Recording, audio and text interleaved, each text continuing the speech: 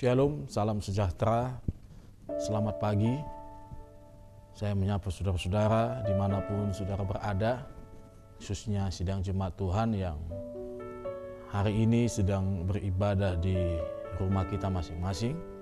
Biarlah dalam keadaan seperti ini kita tetap percaya, tetap yakin, tetap mengandalkan Tuhan, sebab kita percaya jalan keluar pasti akan Tuhan siapkan bagi setiap hidup kita. Pada minggu pagi ini saudara-saudara, kebenaran firman Tuhan kita ambil dalam kitab Ayub pasal 1 ayat 1 sampai ayat yang ke-22, satu perikop dari pasal 1 ini. Tapi saya hanya membaca dari ayat 20 sampai ayat 22. Nanti saudara di rumah boleh membaca ayat ini bersama-sama, tapi saya hanya membaca ayat 20 sampai ayat 22. Firman Tuhan di sana dikatakan, "Maka berdirilah Ayub, lalu mengoyak jubahnya dan mencukur kepalanya. Kemudian sujudlah ia dan menyembah, katanya, dengan telanjang aku keluar dari kandungan ibuku dan dengan telanjang juga aku kembali ke dalamnya. Tuhan yang memberi, Tuhan yang mengambil, terpujilah nama Tuhan. Dalam kesemuanya itu Ayub tidak berbuat dosa dan tidak menuduh Allah berbuat yang kurang patut." Saudara-saudara, kalau kita belajar dan membaca dalam kisah Ayub ini, keterangan yang penting yang diulang-ulang dalam kitab pasal 1 ini adalah bahwa Ayub memiliki karakter yang luar biasa. Karakter moral yang disebut firman Tuhan dalam ayat 1, ia seorang yang saleh, jujur dan takut akan Tuhan serta menjauhi kejahatan. Jadi penekanan ada pada karakter Ayub, di mana bahkan di hadapan iblis, karakter Ayub ini di dalam ayat yang ke-8, Allah membanggakan Ayub. Allah mempresentasikan kehidupan Ayub di hadapan iblis. Bahkan Allah berkata kepada iblis, "Apakah engkau tidak memperhatikan hambaku Ayub, sebab tiada pun seorang pun di bumi seperti dia yang demikian saleh, jujur dan takut akan Allah." Artinya pengakuan ini ada pada hidup Ayub. Pengakuan ini bukan disampaikan oleh manusia, tapi pengakuan ini disampaikan oleh Allah sendiri, diceritakan oleh Allah sendiri. Jadi ini bukan kebohongan, ini sesuatu yang realita. Hari ini kadang-kadang kita melihat sesuatu yang nampaknya kenyataan tetapi belum tentu menjadi sebuah realita. Tapi kalau Tuhan sendiri yang menyampaikan, itu adalah sesuatu kebenaran. Nah, yang kita pelajari dari sosok kehidupan Ayub adalah bahwa karena kesalehan dan takut akan Tuhan ini, dijelaskan bahwa Ayub mengalami banyak persoalan, banyak masalah. Dan akhirnya mengalami suatu pencobaan yang begitu berat, saudara. Dia harus diuji. Sebab Tuhan harus melihat apakah Ayub sebagai pribadi yang benar-benar setia kepada Tuhan. Saudara-saudara, refleksi dan renungan kita pada pagi hari ini tentang kehidupan Ayub, bahwa tidak ada seorang pun yang tidak diuji oleh keadaan, oleh situasi, oleh apapun yang terjadi. Semuanya akan mengalami api ujian itu. Sama seperti hari ini kita sedang mengalami ujian. Orang-orang percaya, orang-orang benar, orang-orang yang setia kepada Tuhan, mereka diuji dalam situasi yang berat, mungkin dalam keadaan ekonomi yang berat, dalam kehidupan sosial yang berat, dalam segala sesuatu yang mungkin bisa membuat kita putus asa. Tetapi saudara, kita harus tahu bahwa Ayub, seorang yang takut akan Tuhan pun, yang saleh, yang jujur pun, mengalami hal yang sama. Yang kita lihat dalam poin yang pertama, bahwa kesengsaraan hidup itu identik dengan pencobaan hidup. Ada banyak orang berpikir bahwa kesengsaraan itu adalah sesuatu yang menjadi takdir atau realita kenyataan yang membuat dia hancur. Kita harus tahu bahwa pencobaan adalah sesuatu yang bisa dikerjakan oleh iblis, bisa dikerjakan dari keinginan manusia itu sendiri. Menurut Yakobus pasal 1 ayat 13 sampai 14. Bahkan di dalam 1 Tesalonika 3 ayat 5, iblis disebut penggoda. Jadi salah alamatlah kalau kita menghakimi Tuhan dalam kesengsaraan ini. Salah alamatlah kalau kita membuat dan menyalahkan Tuhan. Justru kalau kita belajar dari kisah Ayub, karena iblis iri hati kepada segala sesuatu yang menjadi kekuatan moral Ayub, iblis menggunakan pencobaan ini untuk menghancurkan Ayub. Inilah betapa liciknya iblis. Dia tidak tahan melihat kita hidup setia, dia tidak tahan melihat kita hidup benar. Dan dia selalu mempergunakan segala sesuatu, situasi yang terjadi ini untuk menjatuhkan kita.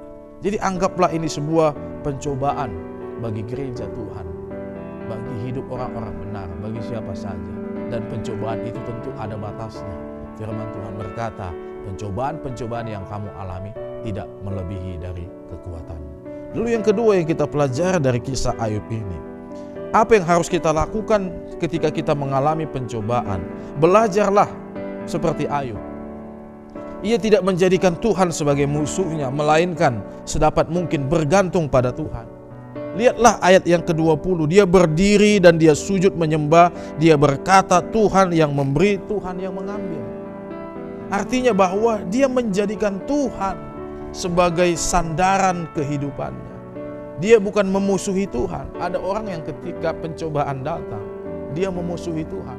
Dia tidak lagi mau ke gereja, dia tidak lagi mau berdoa, dia tidak lagi mau beribadah, dia tidak lagi mau berkorban, dia tidak lagi mau setia kepada Tuhan. Ada orang yang mempersalahkan Tuhan dalam situasi seperti ini. Tetapi bagaimana kehidupan kita tetap menjadi Tuhan sebagai satu pengharapan, sandaran kita. Firman Tuhan mengajarkan kepada kita, Mazmur 37 ayat 5, serahkanlah hidupmu kepada Tuhan dan percayalah kepadanya. Menyerahkan kepada Tuhan itu artinya kita memberikan segala sesuatu apa yang tidak kita sanggup. Tuhan pasti sanggup akan mengerjakan semuanya itu. Bahkan firman Tuhan berkata, Ia akan memberikan kepadamu jalan keluar. Ia akan memberikan kepadamu kekuatan. Jadi ada dua hal yang Tuhan berikan ketika kita menjadikan Tuhan sebagai sahabat kita ketika kita mengalami pencobaan ini. Tuhan akan memberikan kita kekuatan. Artinya kita bisa menanggungnya, kita bisa kuat dalam segala sesuatu. Lalu yang kedua, Tuhan akan memberikan kita jalan keluar. Perhatikanlah yang dialami oleh Ayub.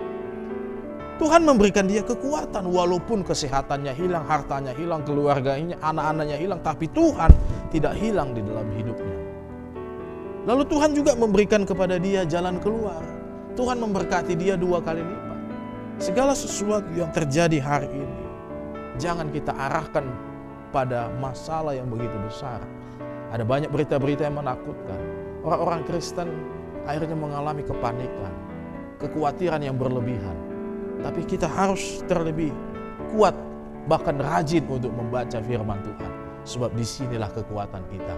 Disinilah Allah berfirman bagi kita. Disinilah Allah yang akan menolong saudara sebagai sahabat. Disinilah Allah akan menjamin setiap kehidupan saudara-saudara. Kuatlah dan percayalah. Tidak ada segala sesuatu yang ditimpakan ini melebihi daripada kekuatan kita. Dan Ia itu setia, Ia akan memberikan jalan keluar. Dia akan memberikan kekuatan kepada saudara. Dan yang ketiga yang kita pelajari dari peristiwa Ayub ini. Peristiwa Ayub mengingatkan kepada kita bahwa tidak semua orang dapat menjadi pendukung dan penopang pada waktu kita mengalami kesulitan.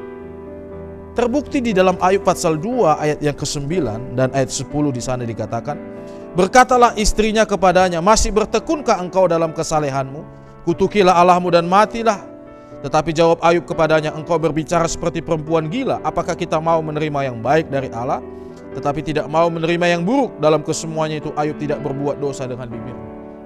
Siapakah orang yang terdekat dengan Ayub? Secara kasat mata, pastilah keluarganya. Siapakah orang yang terdekat di antara semua keluarganya? Pastilah istrinya.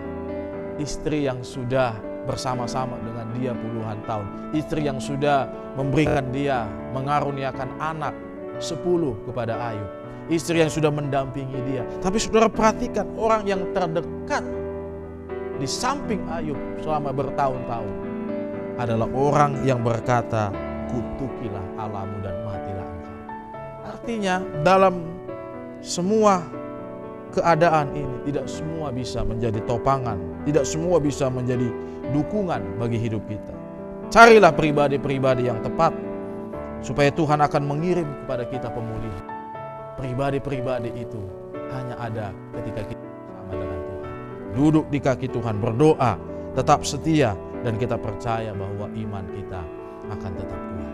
Walaupun dalam keadaan ini tidak ada satupun sandaran yang ada di tengah kita, tapi pertolongan tetap adalah pertolongan yang ajaib.